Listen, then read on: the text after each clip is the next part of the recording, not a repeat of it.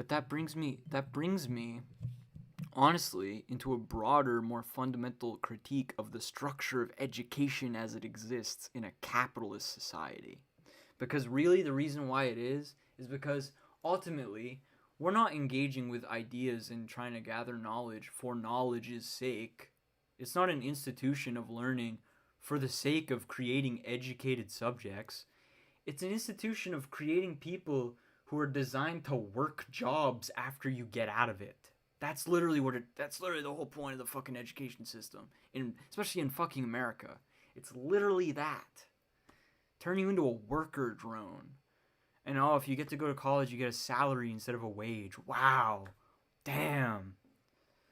And then you get to feel like you're better than all of the dirty fucking Republican voters who are less educated than you. It's like, it's so disgusting how that cultural divide gets formed. Like, we need to think more critically about that and not just write these people off as like, oh, you're too far gone, you're unsavable. All because their symbolic order that they're inculcated in, their subjectivity is full of a bunch of bigotries because they haven't been educated out of them. That's literally the whole thing. And the reason why is because of economic fucking reasons. Like, but we're not supposed to take economics seriously. We're not even supposed to engage with it on a deep level. We're literally just supposed to take culture war sides on pathetic, pointless issues. Politics is supposed to be a flat game in our sort of postmodern era. It's literally supposed to be like, oh, what debate streamer do you watch? Oh, you watch Destiny? Oh, that's so cringe, dude. I watch Vosh. I'm better than you. It's like, that's literally what politics has been reduced to. Is a bunch of fucking gamers bickering at each other over whether or not it's morally correct to say a slur in private or something. Some stupid bullshit like that. Like, that's literally what politics has been reduced to in our era. That should depress the fuck out of you. That should be a depressing thing to realize. It really should. Like, you really have to come to these hard recognitions and look at it in a real way with a historical context. But again, even that, like, there's so many intellectual, ideological mechanisms that are preventing us from seeing past our symbolic realm and into the like, it's literally, there's kind of a Lacanian interplay that's happening where we're constantly trying to avoid the real. We're constantly trying to avoid reality with all of our symbols. Like, that's literally in a macrocosmic way. That's literally what's happening in our broader cultural context entirely. Like as a sheet enveloping everything. There's that ignorance, that self-deceptive ignorance of like, oh, I watch Black Panther. That makes me like some kind of fucking anti-racist activist and shit. Like all these symbolic identities that are formed, like consumer identities that are formed that give people some kind of sense of political catharsis for their powerlessness and moral authority over people that they then view as less than them. And that's part of why I detest moralism. Is because it's what politics has been reduced to. Politics has been reduced to individual morality, which doesn't change anything because none of us are in the position of institutional structural power to enact those moral positions. And a fucking moral position in an abstract floating sense doesn't mean anything unless you're in the position of power to enact it. It literally doesn't mean anything beyond, oh, these people will talk to me and these people won't. It doesn't mean anything beyond a social fucking thing. Politics has been reduced to social media. And that's one of the biggest problems of our era, I think. Because it feeds into the powerlessness of the minoritized subjects that I talk about. It literally does. It amplifies that. It amplifies that. It creates the enclosure space for that to be able to exist.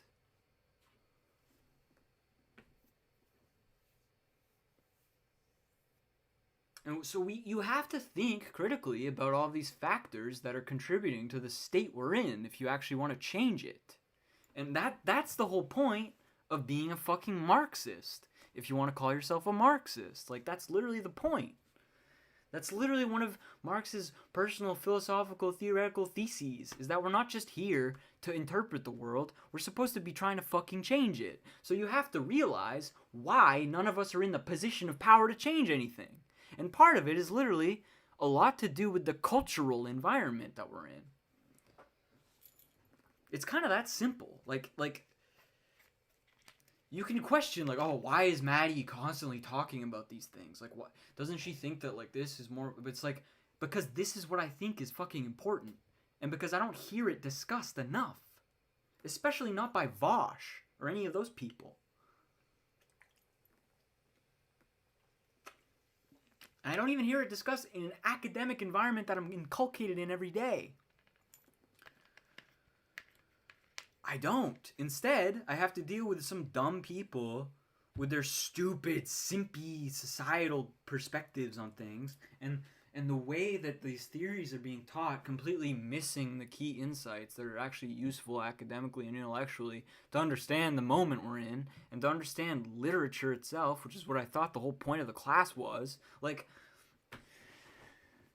things are just really disappointing to me, because I actually work really hard on the rare occasion when I do my work. I actually put, like, my whole attention into it. My whole effort into it. So it sucks when I'm let down by my environment like that. And when it's like, oh my god, like, I put so much effort into, like,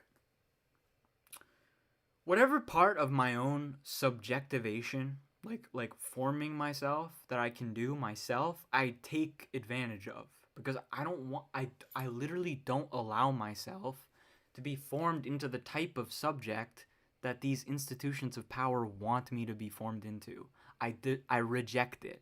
I have my own value system, even, like, literally, like, the ideology, if you want to use that word, that I'm coming at things from is distinct and different from the ideology that is hegemonically enforced through the institutions that I interact with. It is a different one.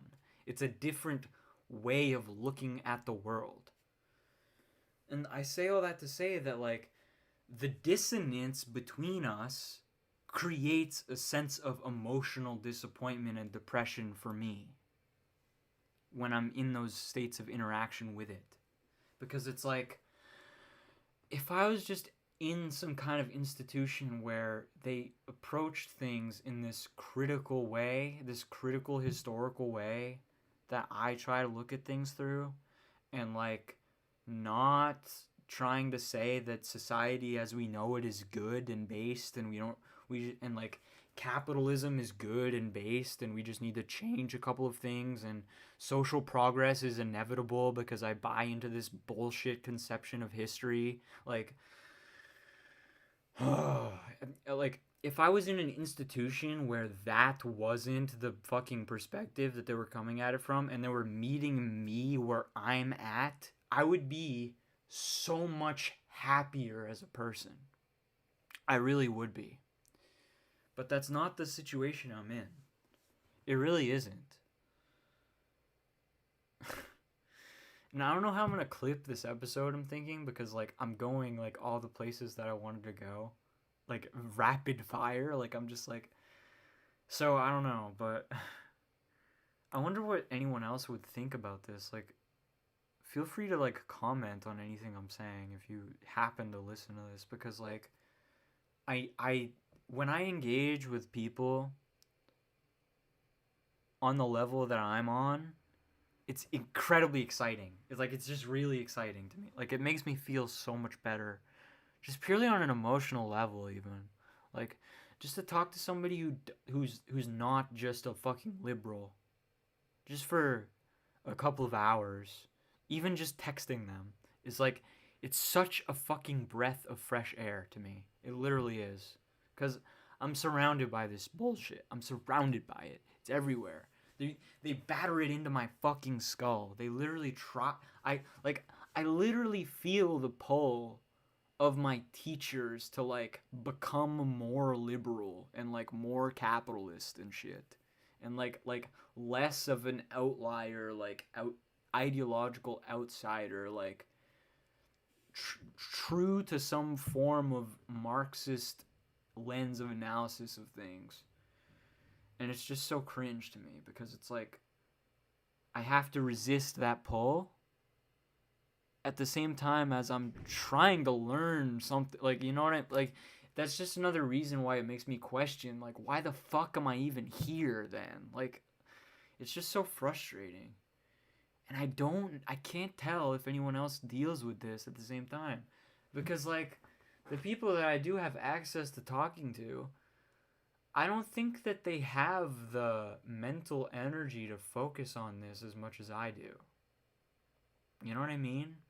Like, tragically, for me, it doesn't seem like it seems like other people get really easily exhausted by this shit. Like, just really easily, like, exasperated by this stuff. But honestly, it feeds my life. It gives me fuel to fucking fill my life with. Like, if I didn't have this level, like, I'm that type of person where I crave intellectual material. I literally need to be learning things and like broadening my mind and like expanding my mental horizons, or else there's an emotional pay. Like I will pay emotionally if I don't engage with philosophy and stuff. Like it's just one of those things that like feeds my life. So like I don't get tired of this stuff. I really don't. Like I could do it and I kind of do it obsessively. Like I kind of have that tendency of like obsessively like engaging in things like repetitively over and over again daily like that. But everybody does that on some level to some extent with different things. Like